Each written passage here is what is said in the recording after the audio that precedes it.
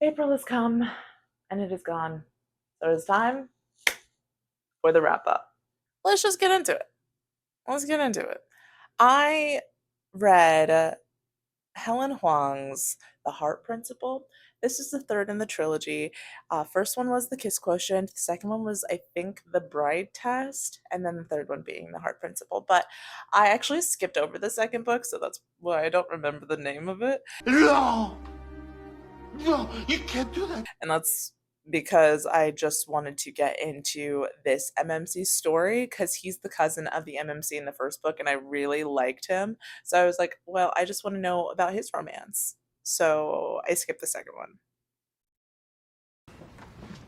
I'll allow it. But anyways, Helen Huang's The Heart Principle. I really like this one because not only does it deal with, autism and romance, but it also deals with, figuring out, maneuvering around your very controlling family, and then having to also deal with being a people pleaser.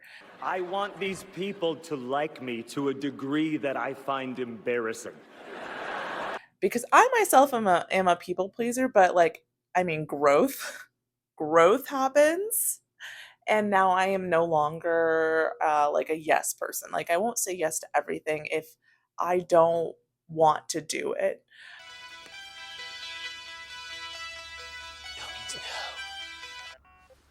Not saying that I'll say no to things I don't want to do, but there's things that I think you got to draw the line somewhere.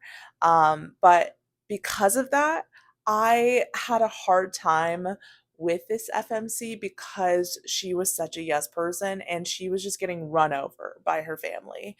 And that had a lot to do with her autism. So like I understood, but it didn't make it any less frustrating. I just wanted her to be happy and things were not going well. Why can't you just be happy? But I mean, everything ended up good in the end, and I think it was a real lesson to anyone who deals with those types of things, being on the spectrum. I think it was such an interesting read, and like I said, it's like trying to navigate a controlling family while also dealing with your own things, and it was a little eye opening to see because that was probably me. I mean, not the autism bit, but having a controlling family and navigating being like a people pleaser was pretty eye opening because that was probably me.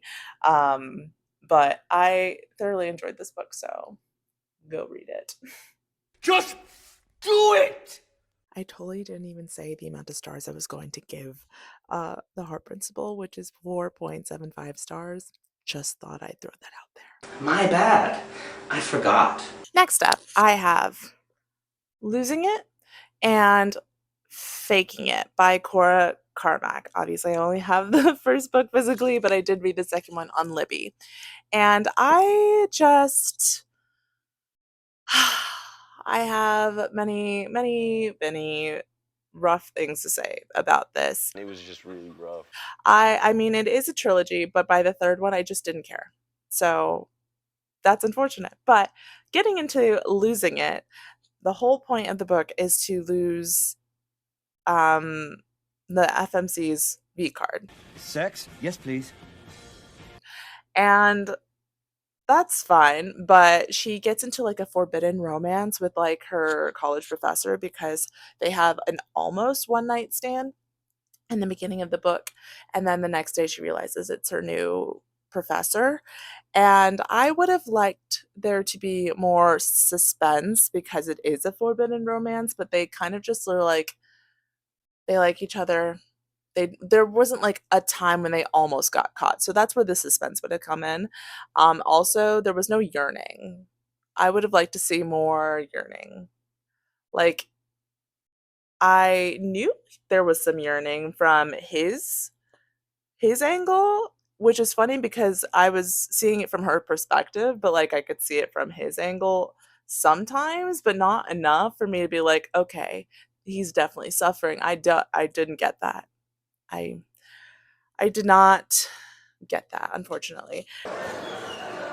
It went in one ear and out the other. And then There was a bit of a love triangle situation with her best friend, but that lasted all of 5 seconds. So, I just I didn't really enjoy this book, and I wish like, the premise was interesting, it was the execution that really threw me, and because of that, I rated this book 2.75 stars, unfortunately. Moving on to Faking It. I enjoyed this one a lot more. It is the story of the best friend from the first book, and it's his love story. I like this one a lot more because there was so much more yearning, and that's what I needed. It is a fake dating book where this girl who's like really rock and roll, like has a band, has a bunch of tattoos, and she's trying to not get on her parents' bad side because they're like religious and they want her to be on the straight and narrow, get like a good job, whatever. But that's just not who she is. So they come to randomly visit, and her boyfriend is just not to their standards. So she finds this random guy at a coffee shop, and he looks and acts like the best, best boyfriend. So she gets him to be her fake boyfriend to impress her parents. And it kind of goes off from there. And I really enjoyed it. One thing I just didn't like is the fact that the parents, like, something happens towards the end of the book, and the parents are like really upset. But like, then after like 5 seconds, they kinda are like, "Actually, we don't care." So it didn't really play, like, good like, it wasn't a good change. Like, usually those change happens gradually and, like, with bigger things, adding up. But, yeah, I didn't see any gradual changes with the parents. They just kinda changed their tune really quickly after having such strict beliefs for the majority of the book. So I couldn't believe that, and then, I didn't love the FMC's thought process. It kinda made me wanna strangle her, but, like, that's also fair because people are crazy. People are crazy. People do things that they shouldn't do. And that's just the human condition. And so I couldn't really fault her for that one. That was just her character. It is what it is. But it was the parent thing that really got me. So I rated this one 4.25 stars. Would have liked to see it higher, but and I didn't get into the third book because I just couldn't care about the FMC because that's the FMC is like a close friend of the girl in the first book, the FMC in that book. But I just didn't really care for that character at all in the first book, so I didn't really care to see her journey in the third one when it was her story. So I'll probably be stopping here. Let's talk about Little Stranger by Lee or Lay Revers. And I read this book specifically because of Book Talk and how much hype it gets. And it's a taboo, dark romance because it's between two siblings, but they are not blood related. They are adoptive siblings. It's fine. It's fine. But he is obsessed with her from the moment he meets her. And he's like 9 and she's like 8 when they meet, and then they just kind of grow up together, but his obsession does not lessen. It just gets more and more aggressive through the years, uh, to the point that we don't even know if man sees another woman. Like, he just sees his quote unquote sister. But that's basically the premise of the book, is just this man's obsession and then navigating their possible relationship, because they are technically siblings because they were both adopted by the same parents. A technicality. And it is darker because he's a very violent character. He is very touch her and die, or if you get in the way of me being with her, you're gonna get hurt. Criminal. He's a violent man. So, yeah, definitely check your triggers with this one. It's it's a roller coaster for sure. Um, it wasn't unpleasant. I enjoyed it, but it kind of felt a little flat. The characters lacked a little depth, in my opinion. It was very spicy. It's very spicy. But all that said, I gave this book 3.25 stars, I believe. And yeah, I was excited for the next one. But yeah, this one was just okay. Next book is The Little Liar. And this book had so much potential. It had so much potential. I thought it would be great because we started with some flashbacks to his childhood and we were really laying down the groundwork for his character, which we really didn't get to see in the first book. So I really enjoyed that aspect. But the first half of the book was basically just the first book, but told from his perspective, which I think would have been done better as like a companion novella, more than just half of the second book. And then the second half of the book is just picking up where the first book left off, and I had trouble understanding the motivations of all of the characters. Like, so it just didn't make sense to me why they did the things they did, why they did the things that they did. It just nothing was computing to me, and so it was an okay read. But I gave this book 2.75 stars. It just didn't hit his mark with me. Let's get into The Scarlet Veil by Shelby Mahurin. Now, this was a reread for me. I was just preparing myself for The Shadow Bride, which released earlier in the month, and I loved it. This book follows one of the side characters from the Serpent and Dove trilogy, which is all about witches and different creatures, and that's super fun. But this duology is focuses more on vampires. This is the skin of the killer, Bella. So it's a little darker, and I loved it.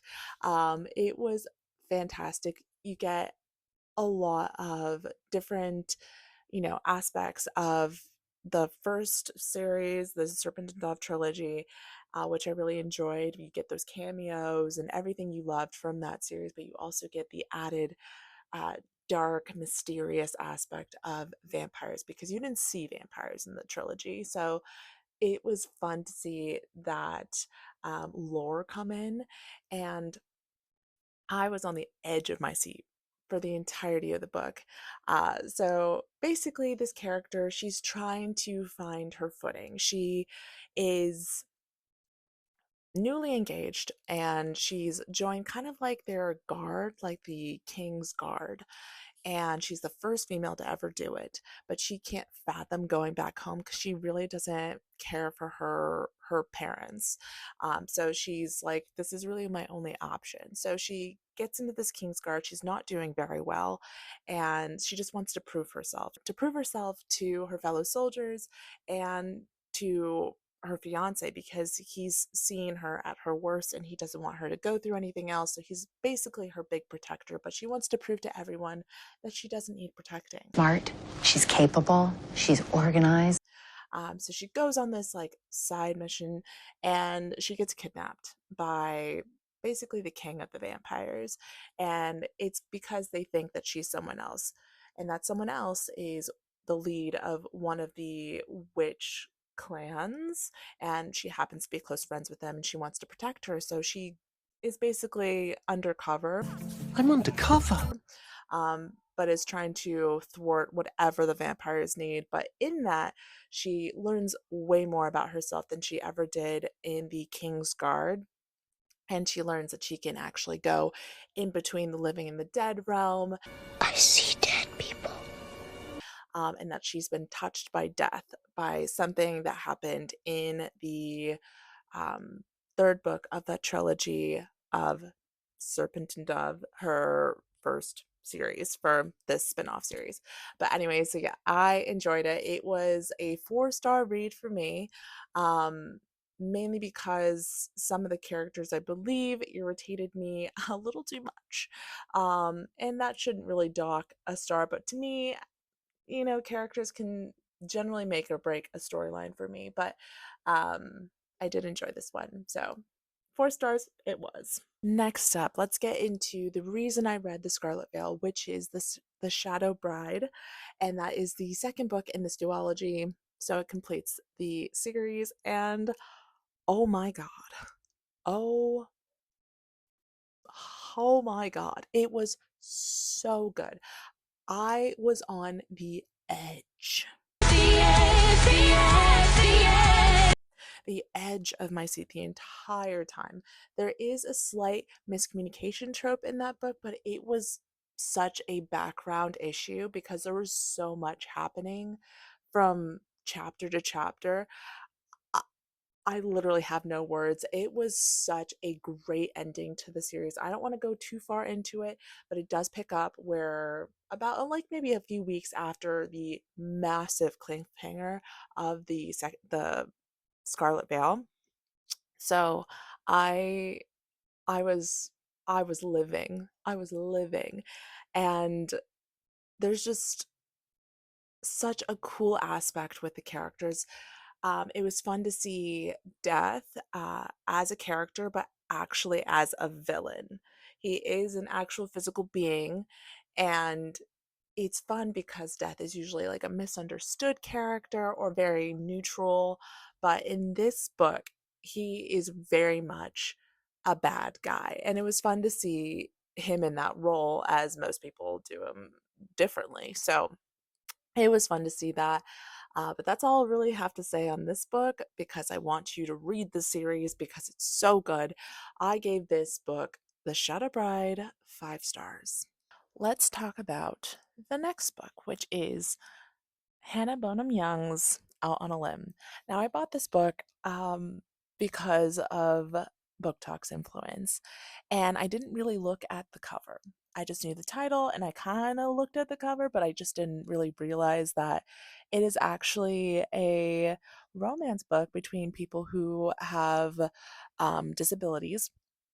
The MMC has a missing leg, so he has prosthetic, and the FMC has a deformity in her, I believe, right hand. It's just slightly smaller than her left hand, so it looks a little underdeveloped. And it was fun because I didn't know this, but the author herself shares the same deformity as the FMC. And I felt like that made the characters all the more genuine and the fears all the more real for the FMC because she shares those same fears. And so I really enjoyed this one so much because it was just so cute and innocent in a way that I don't really experience in a lot of my books. So it was just kind of a refreshing take on romance that you don't really get to see in most romance books. So I love seeing more inclusion in my books, but I love seeing a different audience represented in my books um, as far as disabilities go. And I'm seeing that a lot more. I read my first book with an autistic character, and now I'm getting more of more disabilities in my books, which is fantastic. I love seeing those audiences in my books because they're in life. Real life, real people. But anyways, I'm going off on a tangent. I fell in love with this MMC. He was so cute. He was just so lighthearted. He was basically your golden retriever of a man, and I loved him. But the premise of the story is a girl meets this guy at this Halloween party, and they both have their own little lighthearted quirks when it comes to their disabilities. They're both in pirate costumes. She has a hook on her underdeveloped hand, and he has a like a what's it called? A peg leg uh in place of his prosthetic leg. And I find that so funny that they can make light of such a life altering um, abnormality. But I loved their little meet cute. It was so good. And they have a one night stand, and then bam, she's pregnant. And a lot of people hate the accidental pregnancy trope, but I have no issue with it as long as it's done well. And this was done so well. And it was just them fumbling through trying to figure out what their relationship is and if they want a relationship. and just the dynamics of their characters. And it was really fun to see. So for that, I gave this book 4.5 stars. And the reason I didn't give it 5 stars is because there is a slight miscommunication trope, and that's fine. I hate that trope, but it's fine if there's a lot of things going on, so it's really like a background thing, like how I said in The Shadow Bride. But in this instance, at points, the miscommunication trope felt like it was driving the plot at some points, so I wasn't vibing with that. But overall, I really enjoyed the story. All right, so let's dive into My Dark Prince by LJ Shen and Parker S. Huntington. Now, this is the third book in this standalone series. It's the final one. This whole series has focused on three male best friends. And so this is the last one. And they're all kind of loosely based on fairy tales. This third one is based off of Sleeping Beauty, Tale as old as time. which was fun. I was most excited about this book because I really loved this MMC. He's just been like such lighthearted relief in the last two books that I read, and it was fun. Oh, well, I was excited to see, his story, and because he just made me laugh so hard in the last two books. But in this book, it actually took a surprising turn, Didn't see that coming. and it was a more serious turn for him. I didn't get to see this kind of aspect of his character in the previous books because he's just always been the jokester. But there's a reason behind it, and I really loved seeing, why he became the way he was. But basically, the story is about him, Oliver. He is head over heels for this girl since he met her when he was like super young, and they've been best friends forever. And um, they even start dating when they become teenagers. Like, he is the love of her life and vice versa, and it's fantastic. They're doing so great. And then he has a younger brother who is kind of a little resentful for how easy things come to Oliver because he's just like your average cinnamon roll who's just all for his lady, and he's the oldest, so he gets to inherit like the business, even though like his younger brother does a lot more. He's goes a lot harder for his studies. He's killing the game, and tragedy strikes between the two brothers, and because of that, Oliver takes a new lease on life. He breaks up with his girlfriend and his best friend, and he kind of abandons her. And we move forward into like 15 years later. They happen to bump into each other again, and something happens, and she loses her memory, and he has to like take care of her. And it's fun. It's fun, and it's sad. It's all you hit all of the emotions. A roller coaster of emotions. It's being able to forgive yourself for things that may not have been in your hands, or even if they were in your hands, you really need to relook at the situation from a different angle, and it's all about perspective. So I loved seeing this side of Oliver from the previous book. So I gave this book 4.5 stars, and I would have given it 5 stars. The only problem is there were a couple of loose ends that I would like to see tied. And as I knew this was the final book in this trilogy, I know there's not going to be, or at least hasn't been announced, that we would see more of a specific character that I would like to see his story for. There's just a lot of open-ended questions in regards to his character, and I needed more. Please, I'm begging you, please. Please. So I don't like loose ends. It's fine if things are nuanced, but this didn't need to be nuanced. So I would have liked to see this character's story kind of a little tightened in a way. But no. So that's why I gave it 4.5 stars. It is what it is. But hopefully maybe they'll write on this character's life later on. We'll see. Crossing my fingers. Let's talk about Rhapsodic by Laura Thalassa. I listened to this book and I wasn't impressed. It is something that was.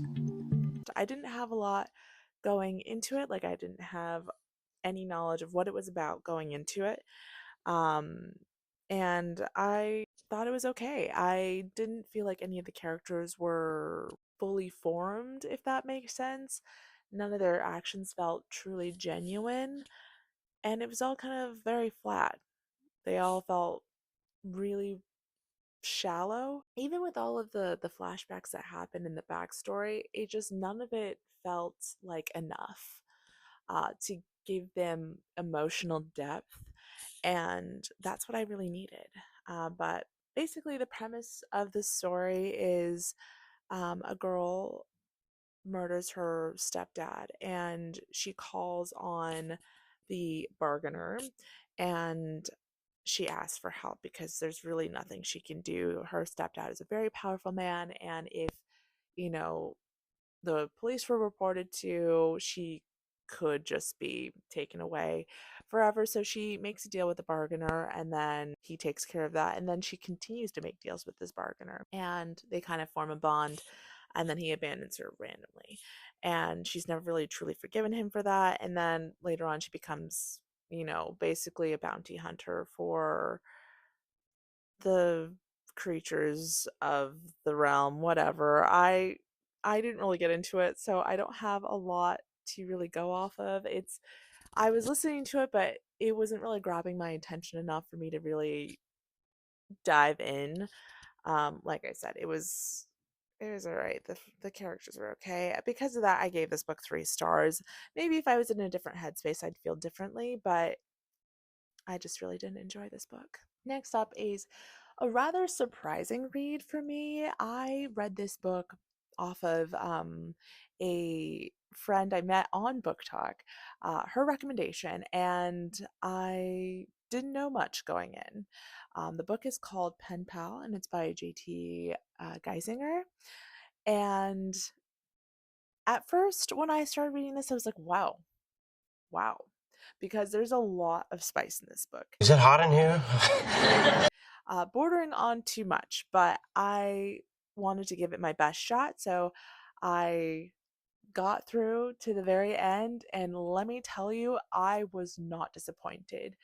The twists in this book, it was feeling very Frida McFadden, but like if Frida did spice. It was very well developed. There were a lot of clues throughout the book, and you don't really you just keep guessing what's going on until you hit the plot twist, and oh my god, did I not see that coming.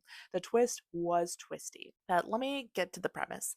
The premise of the book is this woman, she just lost her husband, and she's just distraught. She's not having a great time, and she's trying to fix up her house. Her and her husband bought this fixer upper house, and so she's still has issues with the house. After years of working on it, there's still issues with any old house. But anyways, she hires a roofer to fix the leak in her roof, and a relationship begins from there, and it is scrumdiddlyumptious. So good. So good. So good. They are hands over feet in it with each other. Not at first, but when they're in it, they are in it. And it just kind of goes from there. And it's such a heart-wrenching story in the end. But is it a ride getting through it?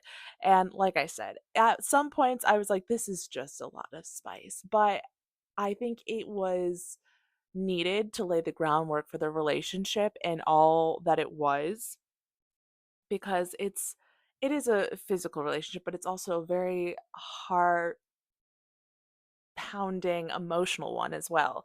And you don't really gather that until closer to the plot twist, but it really hits you where it hurts.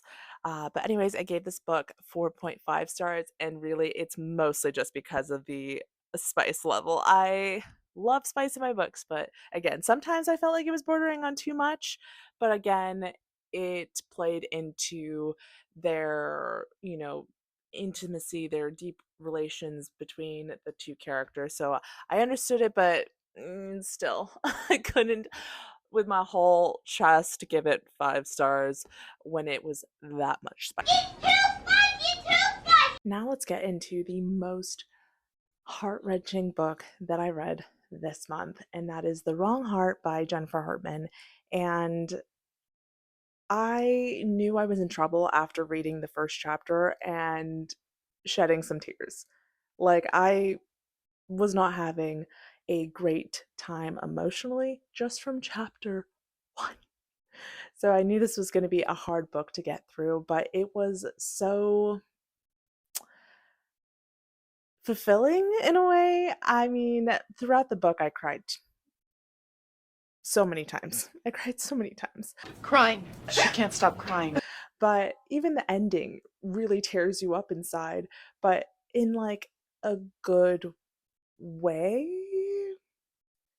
It's hard to explain, but the premise of the book is a woman who is going through her or dealing with her grief after abruptly losing her husband, and she finds a connection through her husband's heart recipient, and also balancing the fact that she just doesn't know if she'll ever be able to get over such a perfect relationship that she had with her husband, and if she really wanted to continue on without her husband.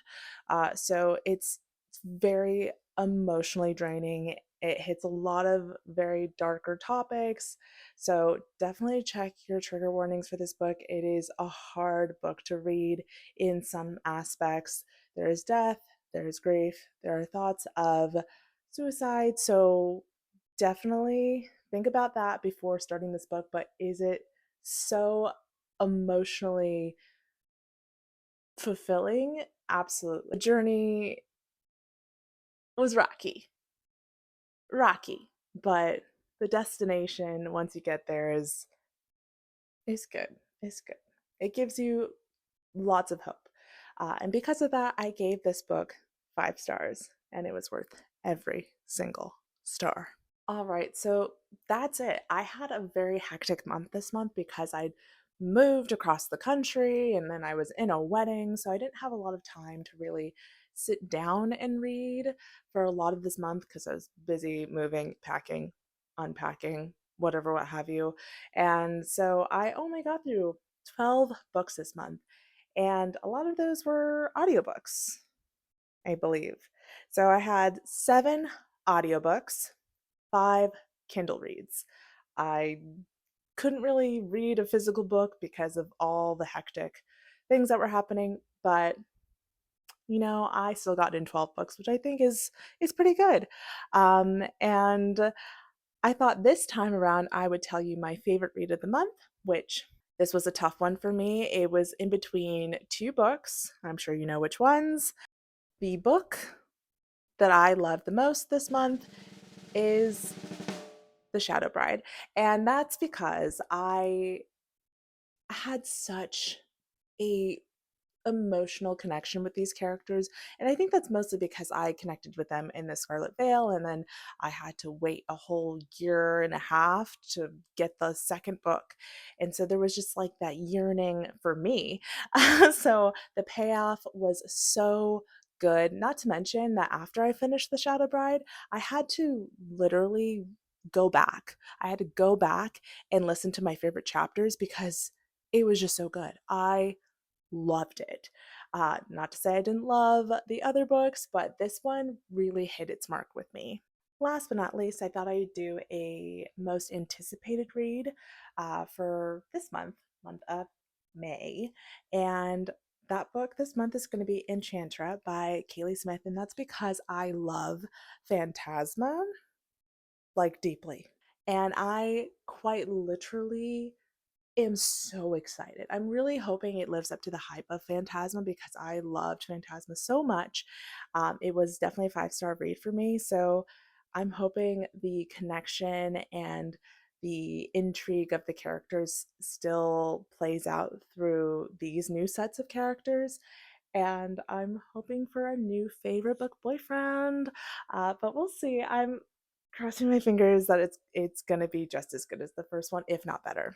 But that is all, guys. So please let me know if you've read any of these books, what your thoughts were, if you liked any of them, if you disliked them.